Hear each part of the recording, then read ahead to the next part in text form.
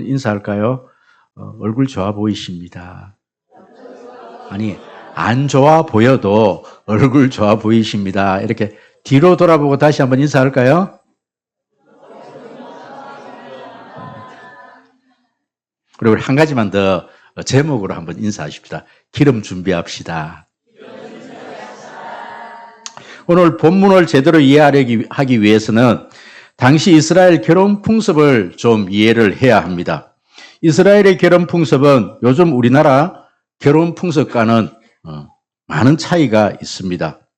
오늘날처럼 결혼 시간이 청첩장에 정확하게 적혀 있는 문화가 아니었습니다. 유대인의 결혼은 크게 약혼과 혼인 이 두 단계로 이루어져 있습니다. 우리나라는 약혼을 그렇게 중요하게 생각을 하지 않습니다. 그런데 이스라엘에서는 약혼을 하면 법적으로 이미 부부가 된 것이나 다름이 없습니다. 그런데 신랑은 약혼을 했다고 해서 신부를 그렇게 집으로 데려가지 않습니다. 신랑은 아버지 집으로 그렇게 가서 신부를 맞이할 처소, 다시 말씀드리면 살 집을 예비를 합니다. 그런데 그 시간이 얼마나 걸릴지를 모르는 것이죠. 그런데 그 집이 다 준비가 되어지면 아버지가 이제 신부를 데려와도 된다는 허락이 떨어지면 그때 이 신랑은 친구들과 함께 신부를 데리러 갑니다. 대부분 신부를 데리러 갈 때 언제 갈까요? 팔레스타인 너무 뜨거운 날씨가 낮에는 뜨겁기 때문에 주로 언제? 밤에 오는 거예요. 그런데 밤에 오는데 오늘 이 본문에 보시면 열 처녀는 바로 아까 이렇게 일부 예배 때 우리 얼마 전에 결혼했던 우리 예언 신부한테 물어보니까 그 친구들을 들러리 그렇게 얘기한다 그러더라고요. 들러리. 이 열 처녀는 들러리라 이렇게 생각하시면 됩니다. 신랑을 맞이해서 신부에게 데려가는 신부측 사람이 되는 것이지요. 이 열 처녀가 바로 문 앞에서 그렇게 신랑을 기다리고 있습니다. 그런데 그 신랑이 언제 올지를 모르는 것입니다. 그럼 횃불을 들고 밤에 기다리는데 여러분 이 횃불이 어떤 횃불인가 하니까 흥겁으로 우리나라로 치자면 예전에 횃불 들고 강가에 고기 잡으러 갈 때 횃불 만드는 횃불 혹시 기억나십니까? 이 횃불은 흥겁으로 막 이렇게 뭉쳐서 만들었다가 이 기름에 푹 담가서 불을 켜고 한 15분 내지 한 30분이 지나면은 이 횃불을 다시 기름에다가 담가서 또 불을 붙여야 되는 거예요. 그런 횃불입니다. 슬기로운 처녀들은 바로 횃불만 준비한 것이 아니라 바로 기름통, 기름 그릇에 기름을 준비를 했습니다. 반면 미련한 처녀들은 바로 횃불만 준비하고 기름을 준비하지 않았던 것이죠. 여러분, 슬기로운 처녀와 미련한 처녀는 등불에 있는 것이 아니라 무슨 준비? 기름 준비를 했느냐 안 했느냐에 따라서 슬기로운 처녀와 미련한 처녀가 바로 구분이 되어집니다. 예수님께서는 왜 이런 결혼 풍습을 통해서 예수님의 재림을 비유로 말씀을 했을까요? 내가 꼭 다시 올 테니까 재림을 믿어야 돼. 여러분 여기에 방점이 있는 것이 아니라 여러분 오늘 이 본문에서 우리에게 하고 싶은 진짜 중요한 내용은 재림은 마지막 날에 갑자기 준비되어지는 것이 아니라 평범한 일상 속에서 준비한 사람만이 예수님을 맞이할 수 있다는 것을 우리에게 말씀해 주고 있는 것이지요. 혹시 오늘 이 자리에 나오신 우리 성도님들 가운데 혹시 이런 마음으로 이런 생각으로 혹시 이 자리에 나오신 분 안 계신지요? 내가 참 일주일 동안 너무 힘들었어. 내가 주일날 예배드리고 좀 목사님 말씀을 듣고 참 이렇게 새 힘을 얻어서 또 일주일을 살아야 되지. 너무 지쳐있어. 지친 마음으로 오늘 은혜 받아야지. 여러분 이게 잘못된 생각은 아닙니다. 일반적으로 우리가 그렇게 기도도 하고 또 그런 마음으로 예배의 자리에 나아옵니다. 하지만 오늘은 이 본문을 통해서 보통 우리가 하고 있는 어떤 이런 일반적인 어떤 생각을 굉장히 뒤집는 어떤 다른 각도에서 오늘 이 본문을 봐야 되고, 또 그 다른 각도에서 오늘 저는 여러분들에게 말씀을 좀 드리려고 합니다. 기름은 주일에 급히 사는 것이 아니라 월요일부터 토요일까지 일상의 삶 속에서 준비하는 것입니다. 주일 예배는요, 빈 기름병을 가지고 이 자리에 나오는 게 아닙니다. 그럼 우리가 일주일 동안 막 살면서 지친 몸으로 이 예배의 자리에 오는 것이 아니라 한 주 동안 하나님과의 깊은 관계 속에서 채워진 기름을 가지고 신랑 되신 예수님을 맞는 마음으로, 예수님을 높이는 마음으로 드려지는 것이 예배이어야 합니다. 맞죠? 당연히 주일날 와서 말씀을 통해서 세임을 받고 또 일주일을 살아가지요. 하지만 우리는 이제 생각을 좀 바꾸어 보아야 한다는 것입니다. 지친 몸을 가지고 이 자리에 오는 것이 아니라 일주일 내내 하나님의 깊은 관계 속에서 채워진 기름을 가지고, 여러분, 최상의 컨디션을 가지고 최고의 어떤 내 마음의 상태를 가지고 예배의 자리를 나와야 된다는 것입니다. 아멘. 여러분, 주일을 맞이해서 우리가 하나님께 예배를 드리는 것은요, 다음날, 먼 훗날, 재림의 날 예수님을 맞이하는 예비 훈련입니다. 한 주 한 주를 우리가 보내면서 우리가 예수님의 재림을 기다리는 마음으로 우리가 주님을 매주마다 그렇게 만나는 장소가 오늘 이 예배의 자리인 줄 믿습니다. 그렇기 때문에 우리 오늘 한 주 한 주 드려지는 이 예배가 다시 오실 예수님을 맞이하는 그 예비이기도 합니다. 그래서 오늘 이 본문을 통해서는 오늘 본문에서 말씀하시는 이 기름이 의미가 무엇인가? 기름이 무엇인가? 우리는 어떻게 이 기름을 준비해야 하는가? 언제 이 기름을 준비해야 되는가? 이런 관점에서 종말을 살아가는 오늘 저와 여러분들이 오늘 이 말씀을 통해서 정말 진짜 기름을 준비할 수 있는 저와 여러분 되기를 축복합니다. 기름이 무엇인가? 기름은 마지막 순간에 마련하는 종교적 준비가 아니라 성령으로 거듭난 하나님의 자녀들의 생명의 증거입니다. 이런 말이 좀 어렵죠? 거듭난 하나님의 자녀들의 생명의 증거입니다. 여러분 1절에서 4절 본문을 우리가 좀 이렇게 요약해 보시면 이렇습니다. 겉으로 보기에는 이 열처녀에게는 큰 어떤 차이점이 없습니다. 그러나 결정적인 차이가 있습니다. 이 열처녀는 동일하게 등불을 다 가지고 있습니다. 등불을 다 가지고 있어요. 결정적인 차이는 기름입니다. 기름이 준비되어 있는가, 준비되어지지 않는가. 기름이 참 중요합니다. 여러분 오늘 여기서 제가 드릴 한 가지 질문은, 이 슬기로운 처녀는 기름을 준비했기 때문에 예수님을 맞이했을까요? 기름이 준비를 잘 해놓았기 때문에 예수님을 맞이할 수 있었을까요? 아닙니다. 죄송합니다. 여기서는 아멘이 아니라 제가 질문을 드리는 건데, 기름을 잘 준비했기 때문에 예수님을 맞이한 것이 아니라 신랑을 기다리는 사람이었기 때문에 그들이 기름을 준비했다라는 사실입니다. 목사님, 그 의미가 뭐 그렇게 큰 차이가 납니까? 여러분, 굉장히 큰 차이가 납니다. 순서가 굉장히 중요한 겁니다. 우리가 기름을 준비했기 때문에 신랑을 맞이한 것이 아니라 기다리는 사람이, 신랑을 기다리는 사람은 뭘 준비한다라는 거예요? 기름을 준비한다. 좀 쉽게 좀 제가 설명을 한번 해드려 보겠습니다. 여러분, 우리가 평소에 기름을 조금씩 그렇게 준비하는 것이 아니라 우리는 이미 우리 속에 기름이 있는 사람들입니다. 우리가 예수를 믿으면, 우리가 예수를 믿는다는 것은 벌써 성령께서 내 마음속에 찾아오셨다라는 것입니다. 그것을 제가 성령 세례라, 성경에 성령 세례라는 그런 단어는 없지만 우리가 성령 때문에 예수를 믿게 된 거예요. 예수님 우리에게 이미 찾아오셨습니다.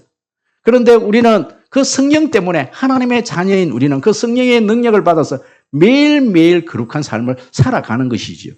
기도 생활을 하고 말씀 생활을 하고 예배 생활을 하고 하나님의 자녀답게 살아가는 것이지요. 여러분 기름이라는 것은 두 가지를 의미합니다. 좀 신약적인 표현으로 이렇게 신약적인 용어를 사용하자면 저와 여러분은 예수 그리스도를 믿음으로 말미암아 하나님의 자녀가 되었습니다. 이것을 우리는 칭이라 그렇게 얘기를 합니다. 칭의받은 하나님의 자녀는 천국 가는 그 순간까지 성화된 하나님의 자녀로서의 삶을 살아가는 것이지요. 기름 준비라는 것은 이 칭의와 성화된 이 두 삶이 구원을 이루어가는 것. 그럼 어렵습니까?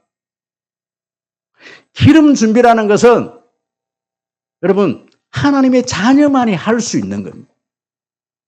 기름 준비는 하나님의 자녀만이 좀 더 쉽게 말씀을 드리면 여러분 기도를 할 수 있다. 오늘 이 자리에 예배를 드린다. 여러분 기도는 하나님의 자녀만이 할 수 있는 특권입니다. 오늘 이 자리에 예배를 드린다는 것은 하나님이 자녀만이 들을 수 있는 특권입니다. 일부 예배 때는 굉장히 아멘 소리가 많이 나왔는데 다시 한번 해볼게요. 여러분 기도는요 하나님의 자녀만이 누릴 수 있는 특권입니다. 예배는 짜고 치는 거 이래갖고 되겠습니까 이거?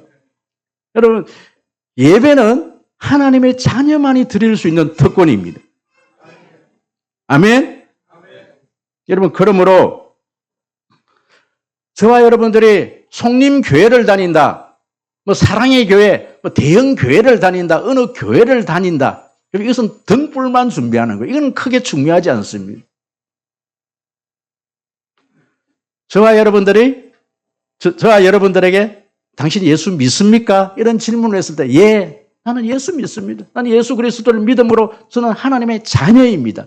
여러분 예수 그리스도 안에 있는가? 이것이 더 중요한 대답입니다. 기름은 직분을 대신할 수가 없습니다. 많은 봉사가 이 기름을 대신할 수가 없습니다. 과거의 은혜 체험이 기름을 대신할 수가 없습니다. 부모의 믿음도 기름을 대체할 수가 없습니다. 외적인 열심이 기도를 대체할 수가 없습니다. 오직 여러분 그리스도의 자녀만이 여러분 기도 생활을 열심히 한다. 하나님의 말씀을 열심히 읽는다. 예배를 잘 참석한다. 이것은 본질이 아닙니다. 본질은 무엇입니까? 내가 하나님의 자녀입니다. 이것이 본질입니다. 요즘 카페에 가보면 카페 안에 이렇게 모형 나무들이 얼마나 실감나게 잘 만들어 놓았는지 모르겠습니다. 사과나무를 만들었는데 잎도 만들어 놓고 얼마나 진짜같이 만들어 놓은지 몰라요. 그런데 어떤 분이 이 카페에 들어가고 이 사과나무를 보면서 야, 너무 진짜 같은데 열매가 없네. 그래서 시장에 가서 빨간 사과들을 한 상자를 사서 낚싯줄로 이 나무에다가 이 사과를 막 이렇게 매달아 놓았어요. 정말 실제 나무 같습니다. 여러분, 이 사과는 진짜입니다. 그런데 이 사과가 진짜일까요? 여러분, 이 사과는 진짜가 아닙니다. 얼마 지나지 않아서 이 사과는 썩어지고 문드러져서 냄새가 나는, 악취가 나는 그런 열매로 바뀌어버릴 것입니다. 여러분, 진짜 사과나무는 저 땅에 심겨져 있어서 땅에 생명을 받고 이 뿌리가 생명에 그렇게 연결되어 있고 땅에서 기름진 토양에서 양분을 흡수하고 잎을 내고 그러면 봄이 되고 여름이 되면 여러분 자연스럽게 열매가 맺힙니다. 바로 그 열매가 진짜 열매이지요. 저와 여러분들은요 생명나무에 붙어 있어야 합니다. 그래서 예수님께서는 나는 포도나무요 너희는 가지라. 그가 내 안에 내가 그 안에 거하면 사람이 열매를 많이 맺나니 나를 떠나서는 너희가 아무것도 할 수 없느니라. 여러분 저와 여러분들이 어느 교회 다닌다. 지금 교회 다닌다. 이거 중요하지 않습니다. 내가 어떤 직분을 가졌다. 이거 중요하지 않습니다. 저는요 깜짝 놀랄 일이 우리 청년들이나 우리 젊은이들과 이렇게 대화를 하면서 너 요즘 예수 믿니? 그러니까 모르겠어요. 내가 진짜 예수를 믿는지 그럼 중직자의 자녀임에도 불구하고 내가 예수를 믿는지 더 모르겠어요. 이렇게 대답하는 사람들을 보면서 깜짝깜짝 놀랄 때가 있습니다. 여러분, 기름은 하나님과 나와의 관계입니다. 그리고 예수 그리스도를 믿는 저와 여러분들이 하루하루를 살아내는 그 삶이 기름인 줄 믿습니다. 그렇다면 우리는 어떻게 기름을 준비해야 하는가? 그럼 우리가 8절, 9절 우리 한번 큰 소리를 한번 읽어볼까요? 8절, 9절 시작. 미련한 자들이 설기 있는 자들에게 이르되 우리 등불이 꺼져가니 너희 기름을 좀 나눠달라 하거늘 설기 있는 자들이 대답하여 이르되 우리와 너희가 서기에 다 부족할까 하노니 차라리 파는 자들에게 가서 너희 쓸 것을 사라 하니. 여러분 보시면 신랑이 왔다는 소리에 기름이 떨어진 미련한 처녀들이 슬기로운 처녀들에게 가서 기름을 좀 나눠달라. 그랬더니 너무나 냉정하게 대답을 하는 겁니다. 우리와 너희가 서기에 다 부족할까 하노니 나눠줄 수 없다. 참 매정하다. 참 교회는 참 인정도 없네. 그것 좀 나눠주면 어때서? 여러분 이것은 인정의 문제가 아니지요. 여러분 이것은 믿음은 결코 공유될 수 없다라는 것입니다. 여러분 혹시 병원에 한번 가보셨습니까? 요즘 병원에 가보시면요. 자주 가는 병원에도 이 주민등록증을 꼭 보자고 그렇게 얘기를 합니다. 왜요? 대리 처방을 해줄 수가 없다라는 겁니다. 대신 약도 탈 수가 없습니다. 여러분 우리 믿음은 누군가의 그 믿음을 가지고 대신 그 믿음으로 내가 하나님의 자녀가 될 수 없다라는 것을 오늘 이 본문에서 말씀하고 있는 것이지요.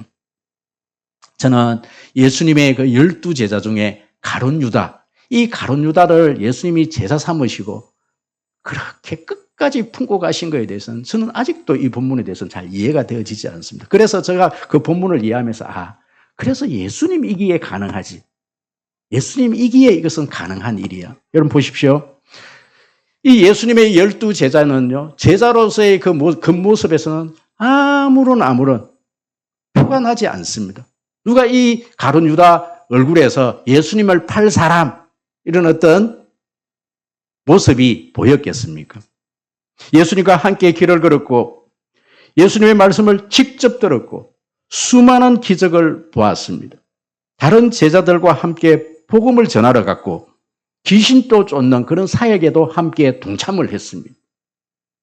예수님께서 떡을 떼어주실 때 같은 식탁에 앉아 있었고 만찬의 자리에 참석했을 때 예수님께서 떡 한 조각을 가룟 유다에게 집어주면서 너희 중에 한 사람이 나를 팔 것이다 그렇게 이야기를 했을 때 다른 제자들이 다 나니까 여러분 가룟 유다라고 아무도 생각하지를 못했다라는 거예요. 아무도 생각하지 못했어요. 저는 그 본문을 보면서 예수님께서 하신 말씀 알곡과 가라지 이 비유에 대해서 묵상을 하게 되었어요. 밭에는 알곡과 가라지가 함께 공존을 합니다. 어린 시절에는 이 알곡과 가라지를 구분을 할 수가 없습니다. 농부가 주인에게 가서 이 가라지를 뽑아버릴까요? 그렇게 이야기했을 때도 이 주인은 이렇게 말을 합니다. 가만두라. 추수 때까지 함께 자라게 하라. 여러분, 참 충격적인 말이지 않습니까? 여러분, 이 교회 안에 알곡과 가라지가 함께 존재한다는 사실. 많은 사람들이 왜 교회가 왜 이래? 교회가 왜 이 모습이야? 여러분, 교회는 알곡과 가라지가 함께 공존하는 곳이 교회입니다.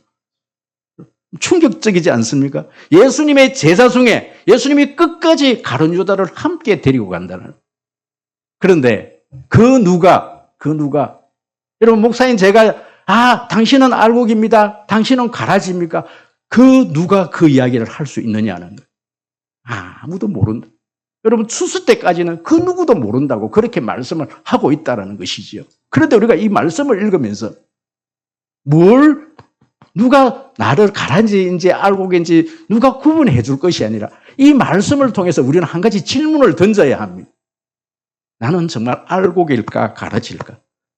나는 지금 내가 믿는 예수가 어떤 분이신가? 그분이 나를 위해서 뭘 하셨는가? 나는 그분과 생명이 연결되어 있는가? 여러분, 이 질문은 자기 자신에게 해야 될 질문이라는 사실이지요. 여러분, 그 누가 우리에게 와서 요즘 보니까 당신의 삶을 보니까 쭉정인 것 같아. 큰일 날 일입니다. 큰일 날 일. 그렇게 했어도 안 됩니다. 그런데 자기 자신은 어떻게 해야 된다고요? 물어봐야 돼. 내가 정말 하나님의 자녀답게 살아가고 있는, 내가 지금 기름 준비를 하고 살아가고 있는, 정말 내가 하나님의 자녀인가? 수시로 우리는 자기 자신에게 그 질문을 던져야 합니다.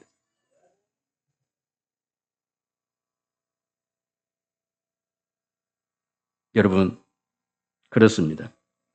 내가 얼마나 교회에 오래 다녔느냐가 중요하지 않습니다. 내가 어느 교회에 다녔느냐도 중요하지 않습니다. 예수님께서 이렇게 묻습니다. 너 나를 알고 있느냐? 나 너 모르겠는데? 예수님이 모른다고 그렇게 나를 모른다고 하시면요. 우리가요. 그때 가서 여러분, 그렇게 정말 여러분들은 예수님을 알고 계십니까? 여러분, 이 질문에 대해서는 반드시 우리는 대답을 할 줄 있어야 합니다. 그래서 우리는 언제 우리가 이 기름을 준비해야 하는가라는 문제이죠.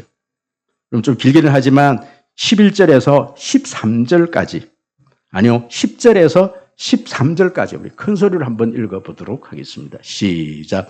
그들이 사러 간 사이에 신랑이 오므로 준비하였던 자들 함께 혼인잔치에 들어가고 문은 닫힌지라. 그 후에 남은 처녀들이 와서 이르되 주여 주여 우리에게 열어주소서.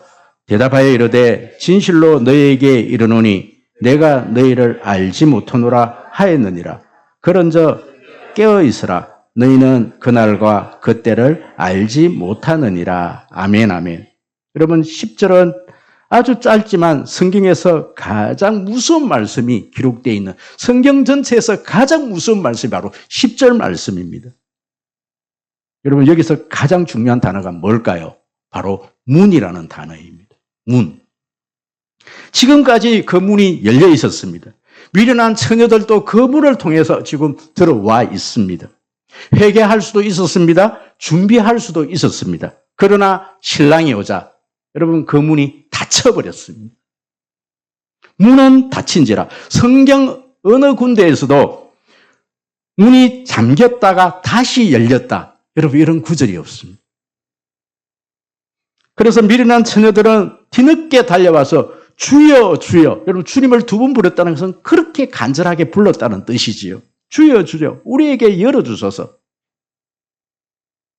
미련한 처녀들의, 사람들의 삶은 이렇습니다. 오늘 나에게 지금 아무 일이 일어나지 않으니까 내일은 괜찮겠지. 은퇴하면 정말 내가 신앙생활을 좀 잘 해봐야지. 나중에 시간이 생기면 내가 그때 잘해야지. 조금 더 여유가 생기면 하지. 그럼 제가 홍지민, 뮤지컬 배우 홍지민 아시죠? 그분이 저 마산 출신이더라고요. 그래서 말자 쇼라는 그 쇼에 나가고 이렇게 대화를 하는 가운데 제가 그 홍지민 예화를 제가 요 지점에 넣고 이제 전체적인 제 설교문을 다 만들어 놓고 제가 좀 재미나이한테 논리성에 대해서 좀 물었어요. 이 예화를 써도 되느냐고. 그랬더니 이 예화는 논리적으로 안 맞습니다. 빼라 그러더라고요. 제가 볼 땐 빼면 안 되는 예화인데, 그래서 제가 재미나의 얘기를 안 듣기로 하고 제가 지금 해야 되겠습니다. 그 내용이 뭔가 하니까 이런 겁니다. 홍지민 이 뮤지컬 배우가 살을 20kg 이상을 뺐더라고요. 정말 뚱뚱하지 않았습니까? 살이 홀쭉하게 된 거예요. 그래서 사람들이 이 홍지민 뮤지컬 배우에게 어떻게 하면 그렇게 살을 뺄 수 있습니까? 그래서 동문서답처럼 이런 대답을 해요. 오늘 시작하십시오. 많은 사람들이 내가 살을 좀 빼보겠다, 다이어트를 해보겠다, 이렇게 결심을 하고 오늘 맛있는 어떤 식탁에 주어지면 하는 말들이 뭐라는 거야? 내일 하지. 내일부터 다이어트 시작하면 돼. 항상 내일이라고 말을 한다라는 거예요. 여러분, 내일은 없을 수가 있습니다. 여러분, 그리고 홍지민 이 뮤지컬 배우가 계속해서 강조하는 얘기가 뭐냐면 하루만 사십시오. 하루만 이기십시오. 승리하십시오. 그럼 하루만 이기면 된다라는 거예요. 매일매일 하루만 견디면 된다라는 거예요. 그럼 신앙생활을 물론 우리가 미래의 꿈을 꾸고 미래를 향해서 그렇게 걸어가지만요. 그럼 하루하루를 사십시오. 하루의 기도 승리하면 되는 겁니다. 그리고 오늘 하셔야 됩니다. 지금 하셔야 합니다.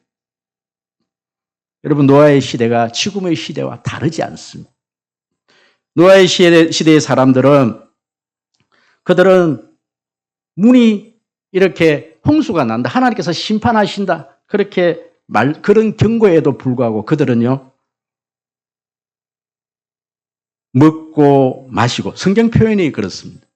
먹고 마시고 장가들고, 그리고 일상의 생활에 몰두를 했습니다. 여러분, 먹고 마시고 장가가고 시집가는 일이 여러분 잘못됐다라는 게 아니에요.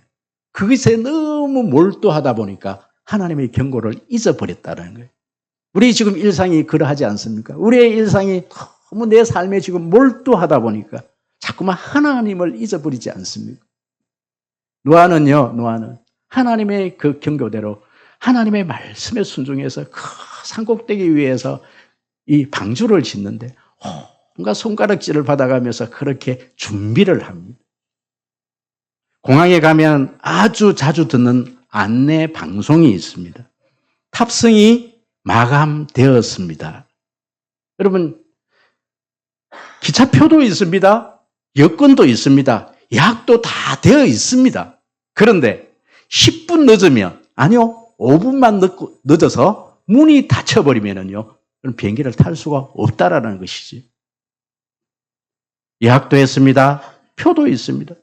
비행기는 이미 활주로에서 움직이고 있습니다. 여러분, 분명히 문은 닫힐 때가 있습니다. 그것은 개인적으로 빨리 닫힐 때도 있고요. 우리가 인류적으로 좀 늦게 닫히는 문들도 있습니다. 그건 우리가 알 수는 없지만 분명히 우리의 문들은 여러분 닫힐 그때가 있습니다. 이제 말씀을 맺습니다. 존 패턴 선교사는 식인종 섬에서 평생을 선교를 했습니다. 어느 날 누군가 이렇게 묻습니다. 선교사님, 왜 이렇게 매일 성경 읽고 기도하면서 그렇게 사십니까? 하루하루를 왜 이렇게 열심히 사십니까? 그렇게 물었더니 그 선교사님이 하시는 말씀이, 나는 오늘 밤 예수님이 오셔도 부끄럽지 않기를 원합니다. 그리고 오늘 밤 죽더라도 주님을 기쁨으로 만나고 싶습니다. 그럼 하루하루를 살아내시는 여러분 되시기를 축복합니다.